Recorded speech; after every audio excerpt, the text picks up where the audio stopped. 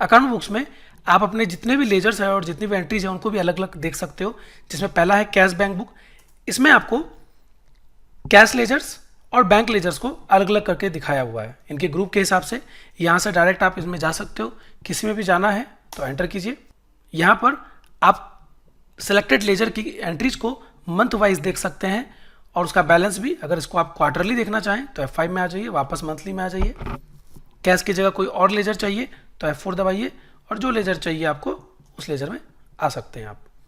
वापस से हम कैश में आ जाते हैं। जैसे ही आप इसमें से किसी पर भी एंटर करेंगे तो आपको उस मंथ का व्यू दिखाएगा। अगर आपको उस मंथ की जगह किसी और पीरियड की रिपोर्ट देखनी है तो यहाँ पर F2 में आ जाइए और वो पीरियड टाइप कर दीजिए, या F2 स्पेस स्पेस एंटर, सारी एंट्रीज एक साथ देखने के लिए। ये लेजर व्यू है। यहाँ पर आपके पास कुछ और ऑप्शंस भी आएंगे, जैसे डेली ब्रेकअप। इसे आप डे वाइज एंट्री चेक कर सकते हैं। जब भी आप कभी फाइनल अकाउंटिंग करते हैं तो आपको कैश का डेली ब्रेकअप देखना कंपलसरी होता है, क्योंकि कैश कभी भी नेगेटिव नहीं हो सकता। अगर आपने ये चेक नहीं किया और रिपोर्ट बना दी तो वो आगे आपके लिए दिक्कत कर सकता है। सो ये इंपॉर्टेंट है कि आप इसमें जाएं, डेली ब्रेकअप चेक कर लें कि कहीं भी ये नेगेटिव तो नहीं है। जहां भी नेगेटिव होगा टैली वहां पर आपको बैलेंस को रेड में दिखाएगा। कॉलमनर आपको मैं पहले ही बता चुका हूं। यहां पर अगर आप F12 में जाते हैं तो आप जो ऑप्शंस देख रहे हैं वो ऑलरेडी आपको बताए जा चुके हैं। यहाँ कुछ ऑप्शंस नए भी हैं, जैसे कि इंक्लूड ओपनिंग बैलेंस। यहाँ पे ये क्या है, ये ओपनिंग बैलेंस जो आपको रखना है कि नहीं रखना उससे संबंधित है। लास्ट में है शो रनिंग बैलेंस, यानी हर एंट्री के बाद क्या अवेलेबल बैलेंस है वो बताना। बाहर वापस से आते हैं, यहाँ भी ऑप्शंस में आपको ये सारी चीज़ें बता दी गई है ऑलरेडी। सो बाहर आते वापस। इसी तरह आप बैंक लेजर में भी जाते हो तो बैंक लेजर में भी आप देख सकते हो मंथ व्यू दिया गया है। अगर आपको क्वार्टरली देखना है तो क्वार्टरली देख सकते हैं। किसी के भी अंदर आने पर यहाँ पर आपके पास कुछ और ऑप्शन होंगे जो बैंकिंग से रिलेटेड है। इन ऑप्शंस के बारे में आपको बैंकिंग के चैप्टर में पढ़ाया जाएगा, जहां आपको reconciliation, check printing, deposit slip printing, इन सब के बारे में बताया जाएगा। अगला है लेजर। यहां से आप लेजर स्टेटमेंट देख सकते हो। उसका क्या मतलब है, अगर कभी कोई पार्टी आपके पास आती है और कहती है कि देखिए मेरा टोटल बैलेंस कितना है, तो आप उस पार्टी का नाम, जैसे अल्फा सेल्स है मान लीजिए, तो जाएंगे और बोल सकते हैं हाँ भाई 4,000 रुपये मैं ही आपको दूंगा।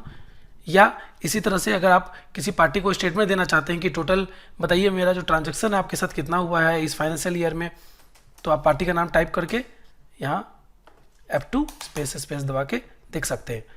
तो इस तरह से जो लेजर है ये काफ़ी इंपॉर्टेंट है।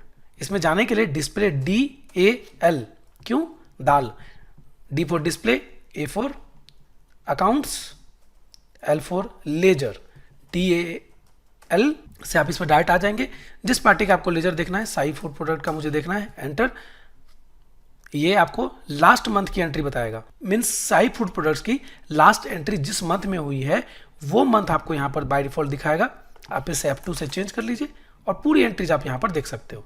अब ये आपका स्टेटमेंट है साई फूड प्रोडक्ट्स का, कितना उससे आपने माल खरीदा है, कब कब, कितना उसको माल वापस कर दिया। अगर आप कोई पेमेंट भी कर लेते हैं इसमें, मान लीजिए अल्ट आई से हम जाते हैं, कुछ पेमेंट एंट्रीज भी पास कर लेते हैं, तो वो भी आप देख सकते हैं यहाँ पर जमा हो जाएगा। और ये टोटल उसका बैलेंस बता रहा है। अगर बैलेंस क्रेडिट साइड है दैट मीन्स आप उसको पे करेंगे, अगर ये डेबिट साइड है दैट मीन्स आप उसको लेंगे। अगर आप ठीक से देख सकते हैं कि यहाँ पे अगर कायदे से देखें तो 16,000 को इधर होना चाहिए था, तभी दोनों साइड बैलेंस होता है।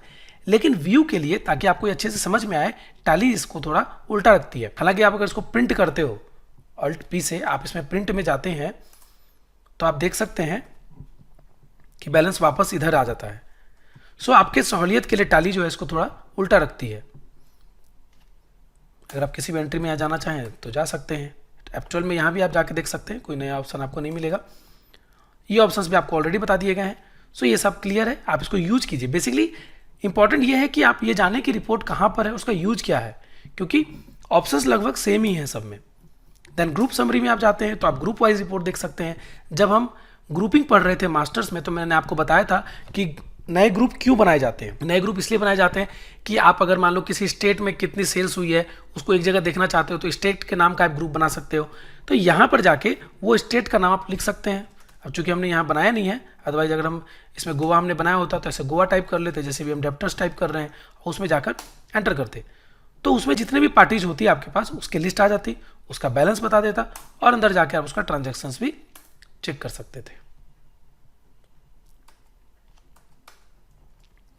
ये आपको वाउचर वाइज बताएगा कि अगर हम डेप्टर्स में ले लेते हैं तो डेप्टर्स में किस वाउचर में कितनी एंट्री हुई है। टोटल जो है इसमें सेल्स में एंट्री हुई है इस मंथ में। अब है सेल्स रजिस्टर। ये एक रजिस्टर की तरह है जिसमें कि कोई भी सेल्स एंट्री, चाहे वो किसी भी पार्टी को की गई हो, किसी भी तरह से की गई हो, वो सब की सब आप यहाँ पर इसमें देख सकते हो। इसी तरह परचेज में जाओगे आप तो जितनी भी परचेज एंट्री आपने की हुई है वो सब आपको यहाँ पर दिखेगा। यहाँ पर F4 वाउचर टाइप से क्या होगा, अभी आप परचेज में हो, आपको सेल्स में जाना है, F4 दबाए, सीधा यहाँ से सेल्स में चले गए।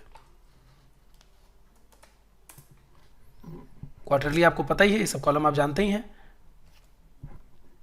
सिमिलरली जर्नल रजिस्टर, अगर आपने debit note credit note activate नहीं किया है तो जर्नल में जाने के बाद आपको सीधा वो इस जर्नल रिपोर्ट में लेके जाएगा। लेकिन अगर आपने इसको एक्टिवेट कर लिया है तो यहाँ पर आपको वो 3 रिपोर्ट दिखाएगा Tally, journal register, debit note, credit. गौर करने वाली बात यह है कि सेल्स रजिस्टर या परचेज रजिस्टर में जो एंट्रीज है वो उसके अमाउंट के हिसाब से बताई जा रही है, जबकि जर्नल रजिस्टर में एंट्रीज नंबर ऑफ एंट्रीज के हिसाब से बताई जा रही है। आप यहाँ पर देख सकते हैं 1 यानी 1 एंट्री। अगर इसमें से कोई एंट्री कैंसिल हो जाए, सपोज कीजिए हम इस एंट्री को Alt X से कैंसिल कर देते हैं तो ये यहाँ पे उसको कैंसिल में बता देगा। इसी तरह डेबिट नोट में भी नंबर ऑफ एंट्रीज बताई जा रही है, क्रेडिट नोट में भी अगर एंट्री नहीं है तो नहीं बताई जा रही है। सो यहाँ पर आपका जो है अकाउंट बुक्स भी खत्म होता है। अकाउंट बुक्स के बाद स्टेटमेंट ऑफ अकाउंट्स में अगर आप आते हो तो पहला ऑप्शन है आउटस्टैंडिंग्स, लेकिन इसके बारे में अभी आपको कुछ नहीं बताया जाएगा क्योंकि ये बिल वाइज डिटेल से रिलेटेड है। जब आप आगे एडवांस अकाउंटिंग में बिल वाइज डिटेल्स पढ़ेंगे, बिल वाइज डिटेल आप F11 में यहाँ पर देख सकते हैं, जब इसको पढ़ेंगे तब आपको इसके बारे में डिटेल में बताया जाएगा, आउटस्टैंडिंग के बारे में, उसकी रिपोर्ट के बारे में।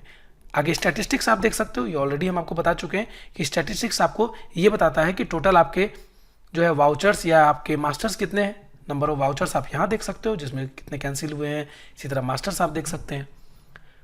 सो यहाँ पर आपका अकाउंट्स बुक से रिलेटेड ये वीडियो भी खत्म होता है। अगले वीडियो में हम इन्वेंट्री के बारे में जानेंगे। तब तक इस वीडियो को देखिए